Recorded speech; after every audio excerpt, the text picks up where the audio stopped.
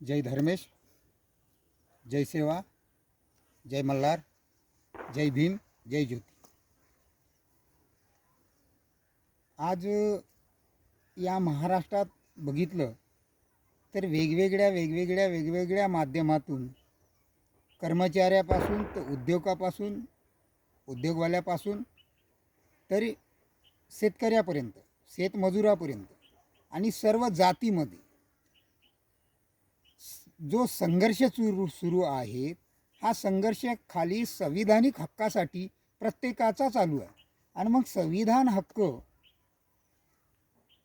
आमचा रोखतात तरी कोण?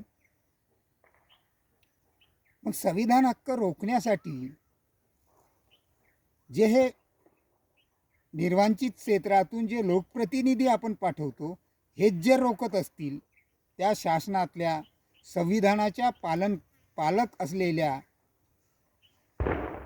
अधिकाऱ्याच्या मार्फत ज्या नागरिकाची जबाबदारी त्यांच्यावर आहे आणि त्यांच्यावर लक्ष ठेवण्यासाठी आपण लोकप्रतिनिधी म्हणून त्या निर्वांचित क्षेत्रातून आपण त्यांना त्या सभागृहात म्हणा, विधानमंडळात म्हणा किंवा राज्यसभेवर अशा ठिकाणी पाठवतो. आपला सर्वात अमूल्य असं मताधिकाऱ्यानं त्याला पाठवतो, परंतु ते कुठेतरी आमच्यासाठी लढत नसतील किंवा आमच्यावर होणाऱ्या अन्याय अत्याचारावर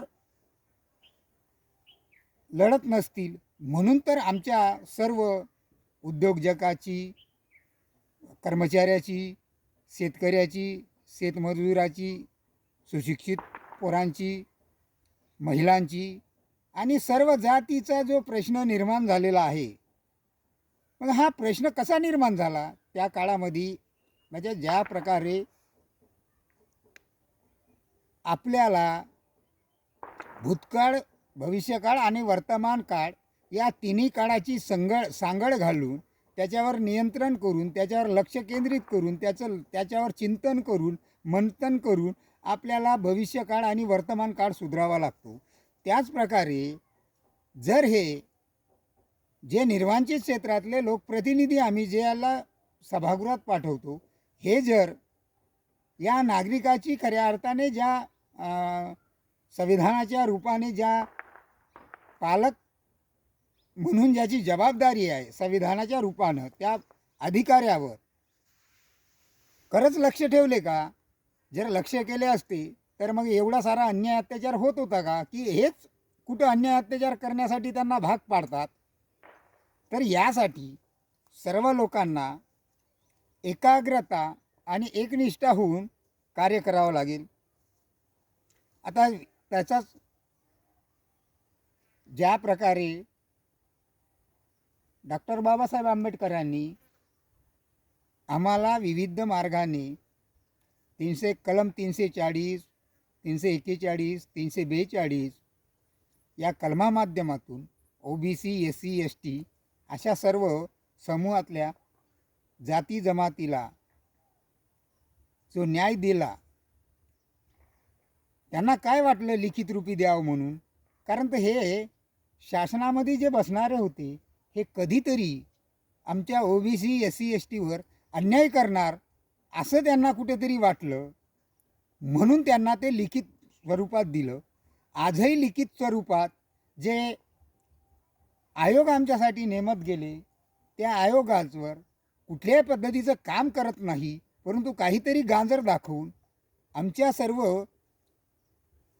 क्षेत्रातली जाती जमातीला किंवा नागरिकाला, महिलांना, सुशिक्षित मुलांना हे गांजर दाखवण्याचा प्रयत्न करतात. आता मग ह्या अन्याय होतात कसा? मग अन्यायावर आपण केलं तरी का पाहिजे? तर ज्या काळात ज्या संविधानाने आपल्या सर्वांना जे हक्काधिकार लागू झालेले आहे, लागू केलेले आहे, त्याच्यात लिखित रूपी आपल्याला दिलेले आहे, परंतु त्या संविधानावर जे आम्ही नवनिर्वांचित क्षेत्रातून जे लोकप्रतिनिधी तिथं पाठवतो, मग आम्हाला राग यायला पाहिजे. या नवनिर्वांचित क्षेत्रातून जे लोकप्रतिनिधी आम्ही तिथं पाठवतो, आणि ते आमच्यासाठी काम करत नाही. आणि ते या शासनातले जे संविधानाचे पालनकर्ते म्हणून पालक म्हणून जे नागरिकाची जबाबदारी आहे असले जे पालकीय अधिकारी प्रशासकीय अधिकारी जे अन्याय अत्याचार करतात आणि यांना पाठीशी घालण्याचं काम हे लोकप्रतिनिधी करतात किंवा लोकप्रतिनिधी त्यांना सांगतात. त्यामुळे ते आमच्यावर अन्याय अत्याचार करतात. म्हणून हे थांबण्यासाठी आज रोजी आपल्याला ज्या प्रकारे डॉक्टर बाबासाहेब आंबेडकरांनी सांगितलं का शिक्षण हे वाघिणीचं दूध आहे, ते तेवढंच खरं आहे आणि ते पिणारा गुरगुरल्याशिवाय राहणार नाही, हे ज्या प्रकारे सांगितलं ते तेवढंच सत्य आहे. परंतु शिक्षण हे वाघिणीचं दूध आहे, परंतु तू पिणारासुद्धा वाघच हवा किंवा वाघाचंच पिल्लं हवं, तरच ते गुरगुरल्याशिवाय राहणार नाही. परंतु ते जर आपण कुत्र्याला पाजलं तर कुत्रं काही गुरगुरणार नाही. कारण असले आजच्या ज्या परिस्थितीमध्ये आपल्याला दिसतात, जे स्वतः गेलेले आहे त्याच्यावर आपण अधिक भाष्य करणं योग्य नाही. कारण तर हे जे अन्याय अत्याचार करणारी हेच जे पडी आहे. कारण त्या काळामध्ये इंग्रजाला साथ देणारे आणि इंग्रजाला भारतामध्ये राज्य करण्यासाठी लावणारे काही आपलेच होते. तर त्या काळामध्ये 597 संस्थानिक राजे असतानासुद्धा इंग्रज भारतामध्ये व्यापारी म्हणून आले, एक कंपनी स्थापन केली. म्हणजे व्यापारासोबत युद्ध केले, भारतवाल्यासोबत युद्ध नाही केलं. कारण तर भारतावर आपल्याला राज्य करायचं आहे, भारतवाल्याला सोबत घ्यावं लागेल अशा उद्देशाने. कारण त्यांच्या विरोधात त्यांच्या ज्या सिद्धांताच्या विरोधात भारतातला व्यापार चालत होता, म्हणून व्यापाराला नष्ट केलं, व्यापारावर आक्रमण केलं, त्यांच्यासोबत लढले आणि भारतावर एक कंपनी स्थापन केली. त्या कंपनीच्या माध्यमातून भारतावर विविध प्रकारचे जे लगान लावले. 1773ला रेग्युलेटर ॲक्ट आणला, 1781ला त्याच्यावर संशोधन अधिनियम आणला, 1784ला प्रिन्स इंडिया ॲक्ट आणला, नंतर 1786ला अधिनियम काढला. म्हणजे हे जे काढले, 1793ला चार्टर्ड कानून काढला, 1713ला चार्टर्ड कानून पास झाला आणि 1833ला चार्टर्डवर अधिनियम बनवला.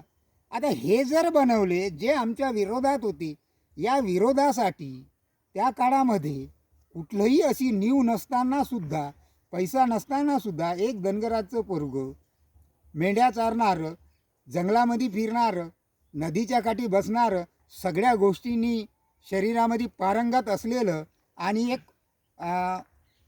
परिवर्तनाची सोच असलेलं एक धनगराचा पोरगा समोर येऊन त्या काळच्या या भूमीचा विचार करून व आदिवासी समूहावर होणाऱ्या अन्याय अत्याचारावर सगोल असा परिवर्तन करून त्या लोकांना प्रबोधन करून एक भावी पिढी घडवण्यासाठी किंवा भावी पिढीचं उज्ज्वल भविष्य घडवण्यासाठी त्या काळामध्ये कुठलाही मोबदला न देता एक संघटन उभं करून एवढ्या मोठ्या बलाढ्य अशा अंग्रेज सेना